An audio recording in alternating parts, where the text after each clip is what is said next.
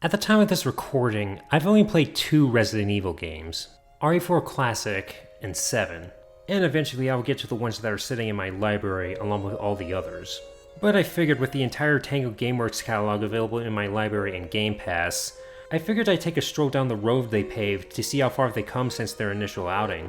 So that means we're going to start with Shinji Mikami's spiritual successor to his Resident Evil series, before the Resident Evil series became Resident Evil again. All units, 1199, expedite cover code 3, Beacon Mental Hospital.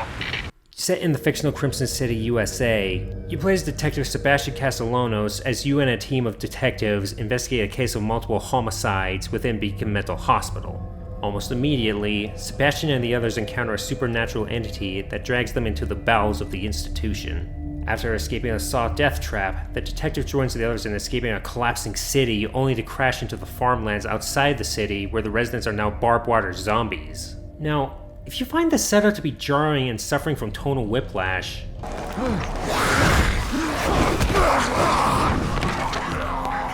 you'd be right, because not 2 levels later, it's revealed that everything that happens after the intro is all in a simulation the main cast are plugged into. Which also explains why Sebastian was limping from a chainsaw wound throughout the second half of the first level, only to magically heal his leg during the elevator ride to the main floor to run to catch the ride out of the crumbling city. So now that we don't have to fret about civilian casualties, it's up to Sebastian to navigate the constantly changing world around him to figure out what is going on and to stop the evil entity that's pulling the strings. Overall, I'd say the story suffers a lot from prioritizing lore over plot. Sebastian and the supporting characters feel cookie-cutter and lack the personality that make the cast of the Resident Evil games so endearing.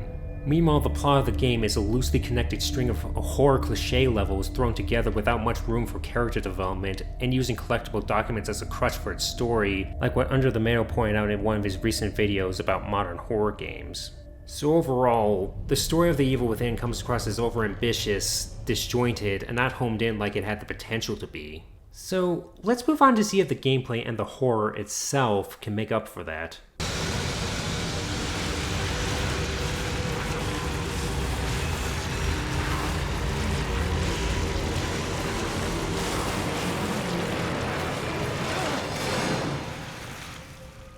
So, after carefully maneuvering your way to escape discount Leatherface in the first level, you'd think this would be one of those slow horror games where the enemies are more powerful than you, and you're encouraged to use stealth and choosing your fights wisely to get through.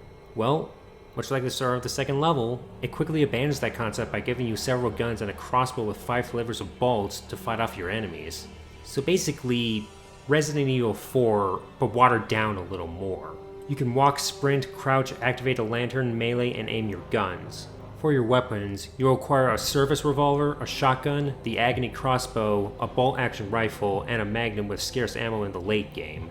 Other items include hand grenades, syringes that partially heal you, and medkits that fully heal you but cause you to be disoriented for a few seconds. These items can be used by opening the inventory menu that doesn't revolve around baggage space, where you can also equip the items you want on the D-pad for quick access. For the items that aren't part of your inventory, you could hold a bottle that can be thrown to distract enemies, and you could pick up torches and hatchets that could be used as single-use free kills on most enemies. The last usable item to collect are matches, which are used to burn bodies on the ground to either prevent them from waking up later or to insta-kill a downed enemy. And in some cases, you can light up a corpse to get a 2-for-1 with a standing enemy that's nearby. There are also 3 resources you collect. The first is green goo, which you use for character and weapon upgrades when you visit the saving center throughout the game. The second is mechanical parts you pick up and get by disarming traps. In turn, you use those parts to craft the 5 flavors of bolts for your crossbow. And the last item you collect are keys you get by smashing statues. When you go back to the save center, you can use the key to unlock dozens of saves to get a random item that you can acquire anytime you come back. The primary enemies you'll be facing in the game are the Haunted, zombies who usually wield melee weapons that are simple to kill with several good headshots. However, some Haunted will use guns, throw dynamite, operate mounted weapons, and even have masks or armor that make taking care of them not as simple.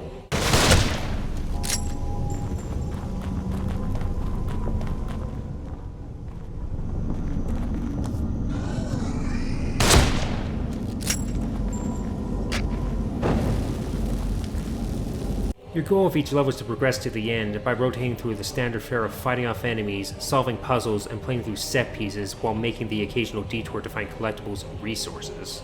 Occasionally you'll have one of your partners tag along to help you fight and you can heal them if they get injured, while other times you have to defend them while they open a door. And since this is a Resident Evil successor, you'll have a number of bosses that will harass you through some levels before you confront them in a climactic fight. Most of the time you need to use the environment to defeat the bosses, while others require you to do a mixture of regular combat and environmental puzzles to take them down.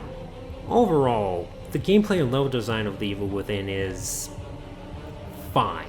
It does things competently, but I see conflicting design decisions throughout the game. For one, there are mechanics for hiding from enemies. But this isn't Outlast or Alien Isolation where you have enemies that can't be killed or will insta-kill you.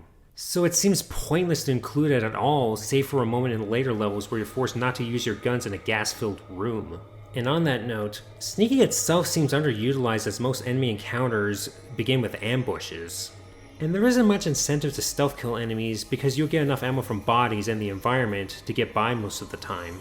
And since there's no need to hide and sneaking isn't a core part of the experience, I don't find this game to be that scary. Now, granted, I didn't find Resident Evil 4 to be scary either, but I guess the subpar characters and the disjointed story don't fill that void, so playing the game felt like a drag sometimes. Furthermore, some of the puzzles don't feel explained that well. Like this one where you need to guess the combination to a safe, with the number of people in each half of the painting being the number to the corresponding dials. To me, it wasn't explained that well. Or even the ones where you need to guess where you put a probe into the brains with nothing but an audio recording to go by. Wouldn't it be helpful to have a map of the brain somewhere to reference before you go to insert the probe? Or maybe I just missed it and I'm just an idiot. And to top it off, my least favorite boss has to be the Keeper. You must fight him off multiple times, all the while running through a labyrinth of pipes to turn the valves to stop the flow of poisonous gas that will kill you if you don't hurry, and you have no checkpoints. So that's why I titled this video Resident Evil at Home, because it has elements of the good games Shinji Mikami worked on, but they don't reach their full potential due to a disjointed story structure, dull characters, conflicting gameplay elements, combined with a length that feels 2 to 3 hours too long. But just like Resident Evil, The Evil Within decided to get experimental with its DLC. The Assignment and the Consequence act as a two-part story that focuses on what Detective Julie Kidman was doing during the events of the main game, a la Separate Ways. Unlike the base game, the story is more focused on the playable character, and the game's mechanics are turned on their head. For one, Kidman doesn't have a weapon for most of the game and relies on her flashlight to navigate the levels and solve puzzles. Fun fact, I didn't realize you needed to pick up the chemical lights during this sequence after your flashlight breaks, so I traversed the entire level in the dark not knowing where I was supposed to go.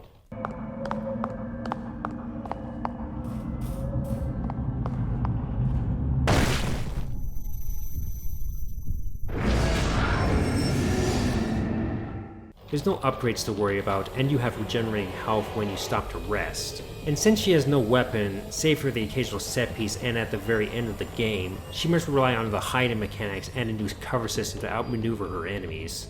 But even with a focus on her own story and taking away your weapons, the game still didn't feel scary, and Kidman still comes across as a much less interesting version of Ada Wong. And as a final note, fuck Lamphead. She's caused me so much more frustration than I care to tolerate.